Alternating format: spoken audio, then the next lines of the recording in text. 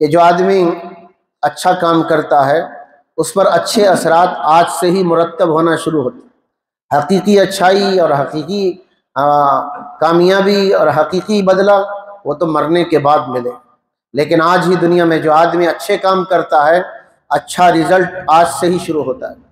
محسوسات کی دنیا میں ہم دیکھتے ہیں، ہمیں پیاس لگتی ہے تو پانی پیتے ہیں، بھوک لگتی ہے تو ہم کھانا کھاتے ہیں۔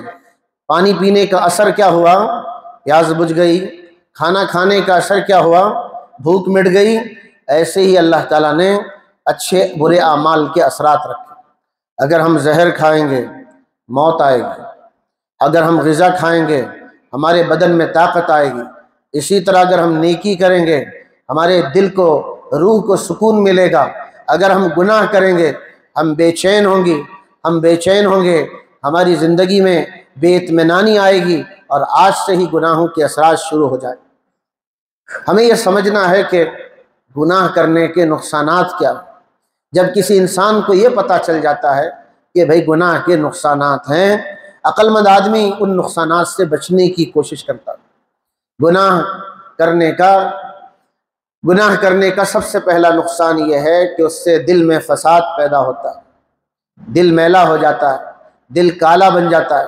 ہماری نبی صلی اللہ علیہ وسلم نے فرمایا جب کوئی آدمی گناہ کرتا ہے توبہ نہیں کرتا، ایک گناہ پر ایک کالا نقطہ اس کے دل پر لگ جاتا ہے۔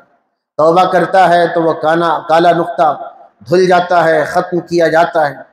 اگر آدمی توبہ کیے بغیر گناہ پر گناہ کرتا چلا جاتا ہے پھر اس کا پورا دل کالا ہو جاتا ہے۔ یہ جو دل کا کالا ہونا یہ بہت بڑا نقصان ہے۔ اگر میرے اور آپ کا دل گناہوں کی وجہ سے کالا ہو رہا ہے اس پر نظر رکھنے کی ضرورت ہے۔ اگر نظر نہیں رکھیں گے اور گناہ پر گناہ کریں گے اور توبہ نہیں کریں گے، ایک وقت ایسا آئے گا یہ مردہ ہو جائے گا۔ ہماری باڈی تو زندہ رہے گی، ہمارا دل مردہ ہو جائے گا۔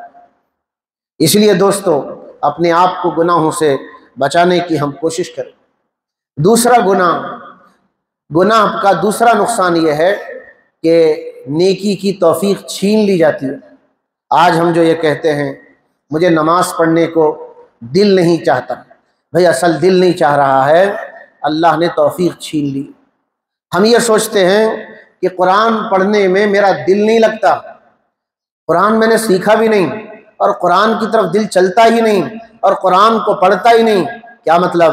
گناہ کی وجہ سے اللہ نے میری توفیق کو چھین لی ہے۔ کچھ لوگ ماں باپ کے حکم کو ایک مصیبت سمجھتے ہیں۔ ماں باپ کو یہ نصیحت کریں تو ماں باپ کی نصیحت ان کے لیے ایک بوجھ بن جاتی ہے۔ صبح کے وقت اٹھنا ان کے لیے ایک بوجھ بن جاتا ہے، نمازوں میں مسجد میں آنا ایک بوجھ لگتا ہے، مسجد میں بیٹھنا ایک بوجھ لگتا ہے، دین کی بات سننا ایک بوجھ لگتا ہے۔ یہ سب بوجھ کیوں لگ رہا ہے؟ کتنے مسلمان ایسے ہیں جو مسجد میں نماز کو آتے ہیں، نماز کے بعد ان کے پاس 10 سیکنڈ نہیں ہے اللہ کے سامنے ہاتھ پھیلانے کے لیے۔ اصل میں گناہوں کی وجہ سے نیکی کی توفیق چھین لی جاتی ہے۔ سب سے بڑا بدنصیب انسان وہ ہے جس کی نیکیوں کی توفیق چھین لی جائے۔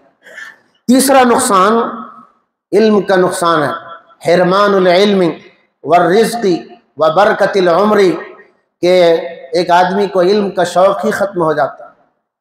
یہ کس سے ہوا ہے؟ یہ گناہوں کی وجہ سے ہوا۔ پڑھنے میں دل نہیں لگ رہا ہے، گناہوں کی وجہ سے۔ پڑھا ہوا یاد نہیں رہ رہا ہے، گناہوں کی وجہ سے۔ یاد کرنے بیٹھ رہے ہیں، یاد نہیں رہ رہا ہے، گناہوں کی وجہ سے۔ ذہن کمزور ہو گیا ہے، کسی کی بات یاد نہیں رہ رہی ہے، گناہوں کی وجہ سے۔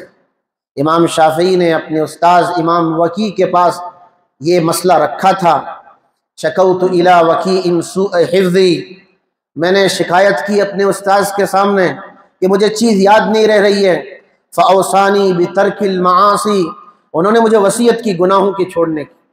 جو آدمی گناہ کرتا ہے اس کا دماغ کمزور ہو جاتا ہے، حافظہ کمزور ہو جاتا ہے۔ جو آدمی گناہ سے بچتا ہے اس کا ذہن مضبوط رہتا ہے۔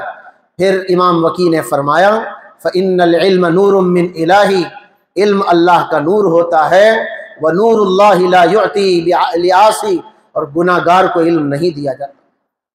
آج جو ہمارے بچے یہ کہتے ہیں کہ پڑھنے میں جی نہیں لگتا، کتاب پکڑنے میں جی نہیں لگتا، یاد کرنے بیٹھتا ہوں یاد نہیں ہوتا، کتاب لے کے بیٹھتا ہوں کتاب چھوڑ دیتا ہوں، یہ ساری کی ساری بیماریاں گناہوں کی وجہ سے پیدا ہوتی ہیں۔ اسی طرح جیسے علم سے محرومی ہوتی ہے، ویسے ہی رزق میں بے برکتی گناہ کی وجہ سے آتی ہے۔